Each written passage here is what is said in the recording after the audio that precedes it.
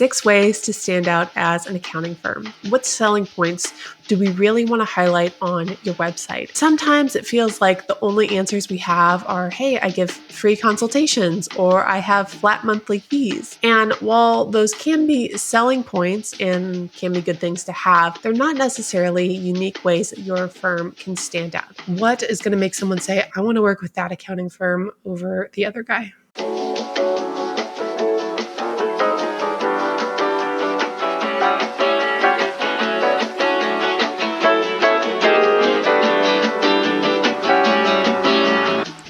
Welcome to the MediaBooks podcast, the only place on the internet where creative accounting isn't a bad thing. Owning a virtual firm today means having a professional and modern online presence, and in this podcast, we talk about how to do just that.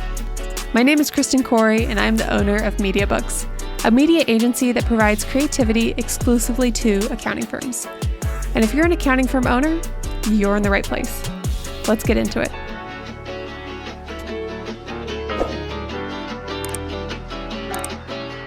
Hey everyone, and welcome to another episode of the MediaBooks podcast. In this podcast episode, I'm going to talk about 6 ways to stand out as an accounting firm. Now, this is a subject that I've really tried to figure out how is the best way to communicate this. Because a lot of times I'll have these conversations with our web design clients, say, what makes you unique? What selling points do we really want to highlight on your website? And sometimes it feels like the only answers we have are, hey, I give free consultations or I have flat monthly fees. And while those can be selling points and can be good things to have, they're not necessarily unique ways that your firm can stand out. A lot of accounting firms offer those sort of perks, if we want to call them that, but we want to figure out ways to get more creative and find ways to say that firm is unique. I want to work specifically with them. So before we get into that, I'm first going to talk about a headline.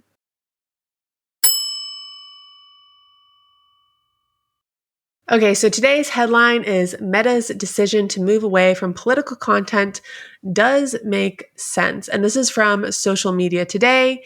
And here's the thing. I know most of us don't necessarily post a lot of political content on our social media channels, but with a presidential election coming up this year, also a lot of times our content, tax accounting content, it does touch on political subjects, or we have people that a lot of our content just tends to get political sometimes, and people kind of want to maybe argue in the comments. I've definitely seen that with my clients, but I figured this could be a good subject that we can kind of debrief behind the curtain and maybe help you figure out a plan for how you want to approach this. And so I thought this article was particularly interesting because it's talking about how Meta is starting to, well, let me rephrase. Meta has been, and they're kind of ramping up the algorithm to pull back on political content. And they've actually been doing this for some time. Since about 2021, Meta has been turning the dial down on the sort of political content that you get fed. And they're doing this for a number of reasons. One, in the 2016 election, Meta was investigated over Russian-based influence campaigns, specifically that led up to the election. And so that was a huge headache for them. It didn't look good for the company. And obviously they had to spend a whole bunch of time in court, a whole bunch of money. And so they're obviously going to be worried about that in the upcoming election again. Another thing that this article points out that's actually pretty interesting is actually a quote from Mark Zuckerberg. One of the top pieces of feedback we're hearing from our community right now is that people don't want politics and fighting over their experiences or their experience on our service. So Mark Zuckerberg's also saying, yeah, we get a lot of people also saying, I don't want to go onto my social media app and see my uncle fighting with my cousin about so-and-so. And I think a lot of us feel that way. We don't necessarily, when you consider the times people are on social media or why they go to social media, typically we don't feel great when we leave an app after just reading, comments and threads of arguments. And no one feels better at the end of the day. And so it makes sense why he's saying, people log on to Facebook and all you get is arguments. It's not a enjoyable place to be. So really there has been no win in this situation for them to encourage political content. They're having issues with legal cases and they're finding that their users don't like it. And they're actually, since they have been pulling back in 2021, They have found that there's been about a 40% increase in usage on Facebook and Instagram since they've been slowing down the political content. So that's their whole goal. All these social media apps, they want you to stay on the app longer so you see more ads. It makes more money for them. So the fact that they're kind of doing this makes sense. It seems like they also have the numbers to back this up. So what they found is that yes, usage is going up. So what are kind of they replacing this political content for? It was educational political content, but it's now being replaced with more entertainment type content. How does this relate to you? If you don't even talk about politics at all, or maybe it's a subject you steer far away from, you can think, okay, well, this doesn't really relate to me, but it does. Even when we kind of read through this report, even if you're not talking about politics, we get from this that people don't necessarily want combative content when they go onto social media. Maybe they don't want to learn. Maybe they don't want to have these hard discussions or be thinking about these things. And that's not to say that people never want to or that they should be and they should be using their platform to have this discussion. We need to think about the times people are on social media.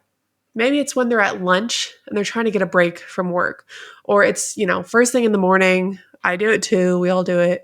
We scroll through social media, or maybe right before bed when we're waiting to pick our kids up from school. During these times, we may not really want to be engaging in these high stress conversations. I am very interested in politics, but a lot of times when I'm on social media, I'm kind of there to doom scroll and zen out and just look at dog videos. So considering this with political content, with educational content, we can also maybe apply it to our own content. A lot of the options available for accountants posting content on social media, we kind of turn to educational content because we don't have a lot of options. So maybe this is kind of a way to alert you and say, hey, it's time to start thinking about additional ways to promote yourself on social media, to connect with people. Maybe your entertaining content is going to be actually doing better. And what does that mean for you? It's going to mean something different for everyone, and we'll maybe talk a little about it in this podcast episode. But as we're approaching a political election, presidential election, this can maybe give you a little bit of advice on how to approach that content, whether you want to talk about politics, and then also just your day-to-day marketing content. Should you focus more on educational content? Should you focus more on entertaining content? This article here tells us that entertaining content actually may do better, but I would, of course, cross-reference this with your own analytics and what you're seeing in your own accounts. Are you finding that your entertainment content does better? If so, maybe that's something you should double down on and turn the dial down on the educational content, just like Meta.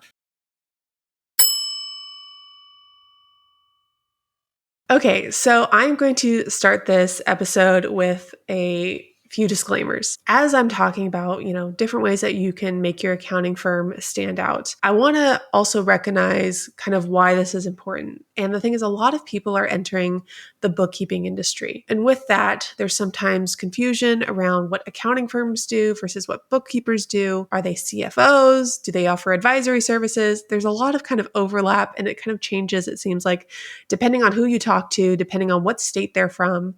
And with so many people entering the bookkeeping industry with this sort of promise that it's going to be a great work from home job and you can make a ton of money and only work 5 hours a week and it's going to be fantastic, more and more people are showing up. So you also have to ask the question, how do I stand out? And this is not necessarily about changing your services or changing who you are as a business. Really, my goal here is that by the end of this episode, you're going to be thinking about what makes me unique, what are my strengths, and how can I really highlight those and bring those to the forefront of my website or my social media channels. One good question to kind of start off with this episode is talking about who are your competitors? What sort of bookkeepers or accounting firms out there are really similar to what you do? What do you do that they don't? When it comes to me and my competitors, I know that there are a ton of other marketers out there, but there aren't a ton of other marketers out there that specialize in accounting. And those that do specialize in accounting, I'm aware of them, and I'm also aware of what they offer, what they don't offer. And this isn't necessarily about talking down about them, but it's more of just like, okay, they don't offer this, I do. I'm going to really focus in on that, make it a positive, talk about myself, talk about this is what I do. I don't believe that you should market and necessarily talk negative about your competition. I think that's just bad energy. I don't want to sound like all zen about it. But yeah, it's not a fun thing to talk about. And I don't think actually you're going to leave people feeling better. But there are people that, are my competitors. I know things that I do that they don't. For example, Chatsoni is a web designer that does web design for accounting firms, and she focuses on WordPress. WordPress is a great platform. However, I focus on Squarespace, and we have different philosophies as far as why she prefers WordPress and why I prefer Squarespace. I will talk about, why I like Squarespace or why, I prefer it, but I think she's a great web designer. Having said that, consider your own firm. What do you do? What do you do that other firms do not? What positives do you bring to the table? And how can you figure out how to differentiate yourself? And again, we're not talking down about our competitors. We're just trying to highlight what makes us unique and what makes us great. And so I have 6 different ways that you can kind of begin to brainstorm ways that you can stand out. And the first, I know you're probably going to be like, ugh, we're going to talk about this again. So let's just get it out of the way. The first is niching. Now, a couple weeks ago, I sent out an email newsletter, and the newsletter started talking about a quote from one of my clients. She basically came into a meeting saying, people keep asking me, what is my niche? What is my niche? And I feel like a college student who's in their freshman year trying to pick a major, but I have not experienced life, and I'm trying to make this lifelong decision. Maybe you didn't just start your business, but you feel like picking a niche is such a big decision, and maybe you don't have the experience or you haven't done enough research to figure out who is right for you. That's what it could feel like. It could feel like such a big decision and you just need more time, which makes sense. And you don't have to pick a niche necessarily, but I will say that there are benefits, and it is something that you should consider long term. So a few reasons why I do recommend picking a niche is, one, it's going to help you stand out, which is the whole subject of this episode. No question, it does help you stand out. Part of the reason you're listening to this podcast, I imagine, is because you are a bookkeeper or an accountant. Second thing is that you can take on clients outside of your niche. There's no rule saying that you can't. So, that's the thing. People think, okay, if I pick this niche, then how am I going to, if someone comes to me, I don't want to tell them no. And it's like, who said you have to tell them no? You don't have to tell them no. No one's looking at your client list and saying, hey, you're a bookkeeper for dog walkers. Why are you now providing bookkeeping services to a small tech company in San Francisco? No one cares. You're allowed to take on clients outside of your niche. And if someone approaches you, great, you can have that conversation, and then you can figure out how to make a proposal that is appropriate for them. But that is kind of the second thing. The third thing that I want to talk about with niching is that really it's going to make your marketing easier. From content creation to closing the sale, you are going to know what you want to talk about. You're going to have stories that you can tailor to your specific industry. And then when you're closing the sale, you can talk about clients that are just like them, because you have this whole library of clients that you've served that are just like them, because you have a niche. So when it comes to how to pick a niche, there are 2 things that you can consider. First, it can be an industry, which is pretty much what people first think of when you say, hey, pick a niche. They think of, okay, well, an industry. But something else to consider is you can niche in a service or a specialty.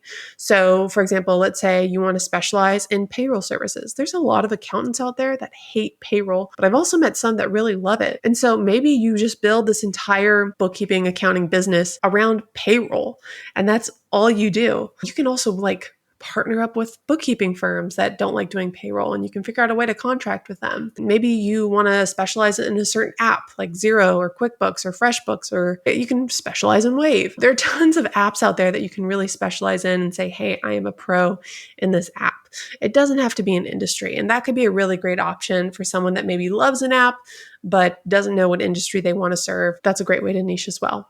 And then lastly, how do you know the niche that you've picked is right for you? A niche is right for you if you find that you can easily be obsessed with this niche. You would attend their conferences, you would listen to their podcasts. You need to be obsessed with this, not even industry, but with this service or industry, to the point that you could say you are part of that community. I tell people I'm part of the accounting industry because really, it's the only people I work with. And a lot of times I'm more in tune with what's going on in the accounting industry than the marketing industry. I spend so much time listening to different accounting podcasts and following you guys online. You need to be industry or product service obsessed. Whatever it is that you pick, make sure that it's something that you can listen to and be around all the time, and then really talk about it all the time in your marketing. Talk about it in your email campaigns, on your website. When you listen to me, you have no doubt that I serve accounting firms. It should be the same thing for you when you pick a niche. Second way that you can stand out is to build a brand. If you're watching this on YouTube, I laugh because this is easier said than done. And really, when it comes to a brand, it is the personality of your company. It's something that will take time. It's something that people need to get to know you after a while, but it's going to be built into everything that you do, from your website and the colors you pick and the fonts you choose to whoever is going to be the face of your business. And really, your brand and building a brand is just about how your firm can relate to people. So, for example, I'm a military spouse. I've talked about it from time to time, and I can relate to a lot of business owners. A lot of military spouses are business owners. And while it's not my niche, it is one way that I can connect with people online. And really, that is kind of what building a brand is about. Not necessarily identifying traits about yourself and finding ways to connect with people, but figuring out a conversation that you can keep having over and over, and people kind of expect this of you. Oh, that's, Betty, and she's a really outdoorsy person. And so when I go to her website, or when I talk with her, or when I consume any of her content, I'm going to relate to her, or I really like the things that she has to say. So this can be great for even a firm that wants to focus on like local SEO or building a local brand. You don't just talk about accounting, you also talk about great things to do in your local community. I actually have one client, we write social media content for them, but that's really not our focus. Our focus is more on their email campaigns, which is a lot of local SEO. And we have a part of their email campaigns where every campaign we send out, we talk about local things in their communities. So for example, Pi Day just went by a couple weeks ago. We talked about local places that you can get pie for Pi Day. And it's kind of one way to wink that, hey, we're part of your community, we're locals, and this sort of the brand that we're building. We are your local accounting firm. The third way that you can really stand out is in technology. This is our mention of AI, because everyone has to talk about AI at some point whenever they're writing content or talking today. But when it comes to AI, don't necessarily just think of it as something that you can do internally to improve your productivity or how efficient your firm is. You can also implement AI or technology when you are talking and engaging with your clients. Bring tech into your client relationships. Something as simple as, adopting Slack, or allowing texting, or using like a client dashboard like Client Hub. These are a bunch of ways that you can kind of improve the relationship with your clients without making any huge drastic changes. And they may sound like simple changes, but there are a lot of accountants and CPAs out there right now that are about to retire, that are maybe a little bit older. They have processes that have worked for years. Understandably, it doesn't really make sense for them to adopt all these new processes and tech. And so they probably have a lot of clients, though, that are looking for more modern ways to work with their accountant. This can be one way you do it. Implement technology in your client relationships and how you communicate with them. And it can be a really great way for you to stand out. Just make sure you're also, I'm going to reiterate this again, talking about it on your website, on your social media, in your email campaigns. Talk about how you use technology and that it's something that's integrated into everything that you do. You will definitely find clients right now that love that. Like so many remote workers, I am picky when it comes to my tech. I want a simple user interface, something that integrates with all the apps I'm already using, and I don't want to be nickel and dimed for every feature. I have run campaigns for plenty of accounting firms and used nearly every app under the sun, but for the past 4 years, I have been using Flowdesk at MediaBooks. Flowdesk offers a minimalistic user interface that does not cut back on any features. With workflows, automations, email campaigns, and advanced analytics, all for one price, I have no plans on switching anytime soon. And if you want to check out Flowdesk, you can get 50% off for your first year by simply clicking the link in the show notes.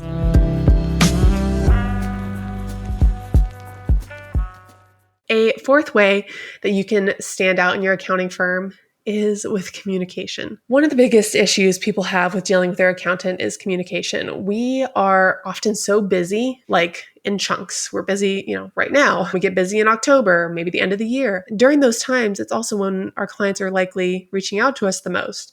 And so it's like we have these bottlenecks of communication. And while we understand that on our end and we can have sympathy for each other and saying, hey, we're busy, on the client end, they don't really know or understand what's going on. When you think about, a tax accountant that has 300 clients, some of us may not blink. But for a client who doesn't really understand what's going on behind doors, that's insane to them. And they're thinking, how do you even have time to actually look or know what's going on with my taxes? So communication is going to be something that a lot of us struggle with. But if you maybe figure out ways to improve it or at least show that you're thinking about your clients, it's one way that you can kind of improve that relationship or at least highlight that you're great with communication, unlike their last accountant or CPA. Not necessarily that's something that you want to say, because again, we want to keep things positive, but more just highlighting that you are great with communication and you've made intentional steps to be a great communicator, especially during those busy times of the year when they need you most. So for example, different ways that you can do this: email reminders. Email reminders with all my clients. We always talk about the same thing. We talk about 1099s in January. And then February through April, we're talking about taxes. And in October, we send out reminders again about taxes. And a lot of the rest of the year, we're talking about advisory services or bookkeeping services. These are all things that we know are coming. They're expected alerts. Create these emails ahead of time. Create these emails during the slow times of the year. Automate them, set up the notifications so that you can just have that set and you don't have to even think about it when the time does come. Think about easier ways that you can communicate with your clients, like Slack, or have regular meetings with your larger clients. And the idea here is to create expectations or easier ways for them to communicate with you. I think back to my bookkeeping days, and like every bookkeeping firm, we had a process of, we want to have the reconciliation done by, the 5th of every month or the 10th of every month. And then we want to have the first review done by the 10th and then the second review done by the 15th. And that's when we'll send financials out. And a lot of times we'd have clients saying, hey, when are my financials going to be ready? Or, hey, you guys seem to be a little late this year. And we thought of the idea of maybe creating like a notification system of this is where, like when you're driving, or not when you're driving, when you order pizza and the driver is like bringing you pizza, you see sort of these progress bars of like your pizza's in the oven. We thought of, hey, what if we did something like that? And looking back, me and all the other bookkeepers were very much against that because we're thinking, gosh, if we do that, then there's going to be questions of, why is this late? Well, then we have to have a conversation. Well, it's late because you haven't sent us this, or it's late because this person is out of town, and then, are they going to be micromanaging us? And I can understand that on the bookkeeper end, but also on the client end, when they're worried about where's their stuff, this could potentially answer a lot of those concerns. And so thinking of ways like that, we didn't end up doing it, but it is something that you can kind of maybe consider for your own firm. How can I just improve communication and answer questions before they even send it my way? There are so many accountants that struggle with ghosting or just not responding to emails. If you make a point that you're going to try to do your best to communicate, it's a great way to stand out. It's a great way to make it a selling point of your website, because I know it's something that a lot of clients of accounting firms struggle with. The fifth way that you can stand out is to create a culture. I was on a call with a client last week, and early on in the call, she had to stop our call or just take a break. She went on mute because a client of hers was in a stressful situation. She had a big decision to make, and she was like, I just need to talk to my accountant. And she put her client first. She was like, hey, sorry, I know we're in a meeting. I need to talk to my client real quick. She has created a culture where her clients come first, and they feel like they can call her at any time for anything. Now, I'm not saying to necessarily give up boundaries and allow people to call you any time of the day or, any day of the week. But if when you onboard a client in your welcome guide, you say, hey, these are my office hours, call me anytime during those office hours, or, these are my working hours. I want to be there for you. Please call me if you have something going on. You can sort of create this culture that I'm always going to be there for you. If that's something that you really want for your clients, maybe you just have a couple clients that you charge, maybe your strategy is just to have a few clients with a higher monthly payment as opposed to a lot of clients with a lower monthly payment. This is definitely something you can do to provide a higher level of service, to create a culture of I am part of your team, I am there for you. And it's something that you definitely should be highlighting on your website, because a lot of people probably won't experience it until they start working with you. But I can promise you that that is going to be a huge selling point, that they feel like they can call you at any time. The sixth way that you can stand out, that you can make your accounting firm stand out, is with flexible pricing models. One of the biggest challenges whenever we're designing a website for anyone is the services page. A lot of times we overthink it. We think, okay, I need to figure out, do I want to do packages? Do I want to show my pricing? If I do packages, what do I want to include in the packages? What should I price my services? Is this going to be too much? Well, oftentimes I just end up sending a custom quote. So should I even list packages on my website? Should I put it? The questions go on and on. And I totally understand it feels like a huge decision to make.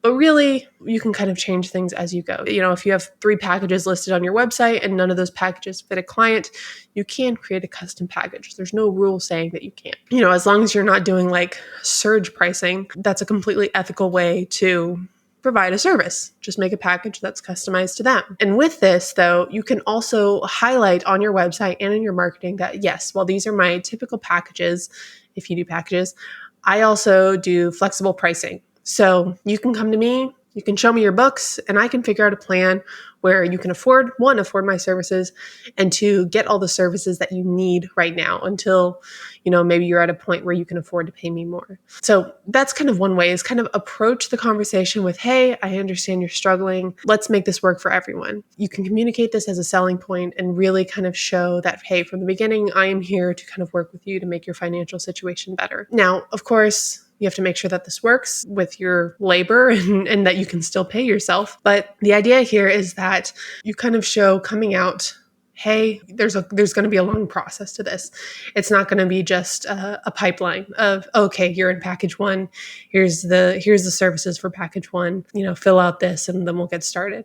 There's going to be this initial of, hey, I'm going to look through your books. I'm going to figure out what you really need.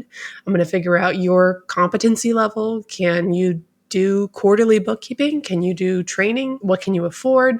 And that onboarding process is going to be a little bit longer, but if that's something that maybe you offer, definitely something that's worth highlighting on your website and something a lot of people could benefit from. So those are kind of the 6 ways that you can stand out as an accounting firm. And I want to reiterate again, the whole idea here is to help you stand out. A number of the points that I mentioned here respond to issues people commonly face with their accountant. The idea here is that you are going to be the accountant that's not going to give them that headache that they've been experiencing. It's to get your, creative juices flowing, to really brainstorm what makes you different. What sort of, maybe there was a certain point on here, like you really value communication, but this gave you some ideas on how to improve it. And that's not where we just want to end the conversation. We want to make sure that this is also on our website. We want to make sure that we're writing email campaigns about it. We want to make sure that we're doing social media posts about it. What makes you unique? What makes you stand out? What is going to make someone say, I want to work with that accounting firm over the other guy? I'm very intentional in making sure whatever marketing tips and tricks I share are tailored to the accounting industry. And as a result, I have built a pretty awesome community of accountants and bookkeepers. And while I love sharing advice on how to improve your website or capture the next great lead, I know you may have other challenges facing your firm, which is why I love partnering with other service and product providers that support the accounting industry. If you are one of those professionals that focuses on serving accountants, I want you to know that MediaBooks now provides multiple advertisement opportunities. You can promote your podcast, app, or services on the MediaBooks podcast or our newsletter and grow your reach. To learn more, visit MediaBooksAgency.com/sponsors or check out the link in our show notes. There you can find our media kit and apply to be a sponsor. MediaBooks, the only place on the internet where creative accounting isn't a bad thing.